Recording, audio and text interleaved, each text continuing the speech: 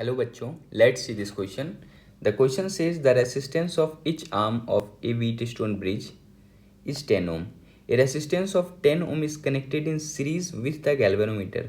Then the equivalent resistance across the battery will be.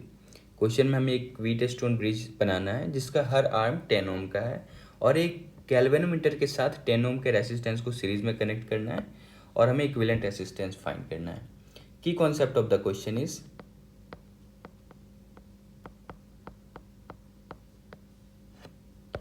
first key concept of the question is concept of Wheatstone bridge.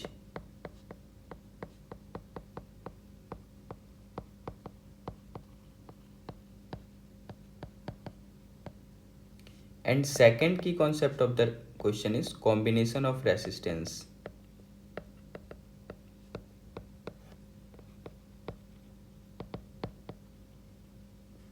तो इन दोनों की concept की help से हम लोग इस क्वेश्चन को सॉल्व करेंगे. क्वेश्चन में जो व्हीटस्टोन ब्रिज दिया उसका हर आर्म का रेसिस्टेंस 10 ओम है.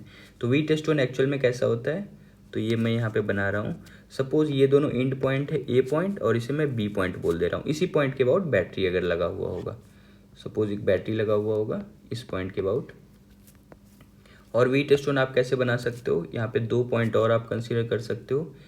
ए और ये जो मिड पॉइंट है इसका मैं नेमिंग कर दे रहा हूँ, इसे मैं सी बोल दे रहा हूँ, इसे मैं डी बोल दे रहा हूँ. ए और सी के बीच एक रेसिस्टेंस है तो ये आर्म भी 10 ओम का है.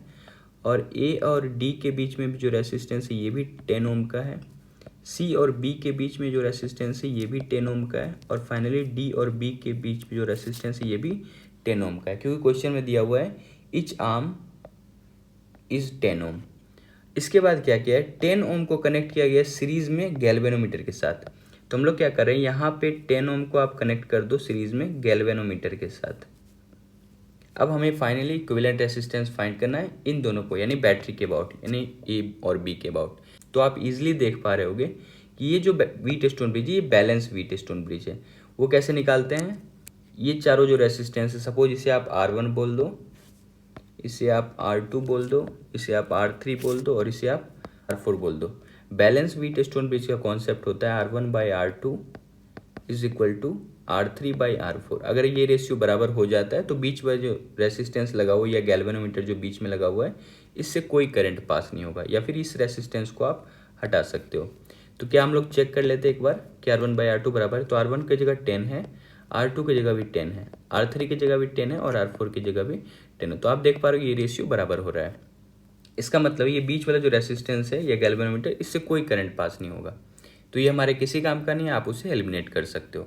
अब इस सर्किट को आप अगर ड्रॉ करो तो ये देखो, ये दोनों किस चीज़ में आ गया, ये दोनों सीरीज में आ गया और नीचे वाला भी ये दोनों सीरीज में आ गया. अगर आप इसे वापस से भी रीड्रॉ करो तो ये कुछ ऐसा दिखेगा,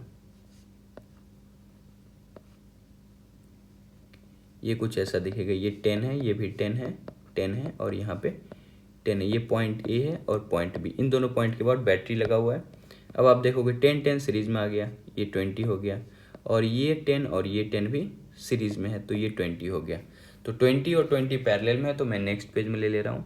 20 और 20 पैरेलल में है, ये ए पॉइंट है, ये बी पॉइंट है, ये दोनों मिलके 20 ओम हो गया और नीचे वाला भी दोनों मिलके 20 ओम हो गया. अब 20 और 20 पैरेलल में तो आप डायरेक्ट भी R1/R2 divided by R1 + R2 formula लगा सकते हो, नहीं तो R इक्विवेलेंट का डायरेक्ट फार्मूला पैरेलल के लिए क्या होता है 1/R1 + 1/R2. तो 1/20 + 1/20 इक्वल टू 2/20. यहाँ से R इक्विवेलेंट आप लिख सकते हो 20/2 is equal to 10 ohm. So the final answer is 10 ohm. So the correct option is option number first. Hope you understood it well. Best of luck. Thank you.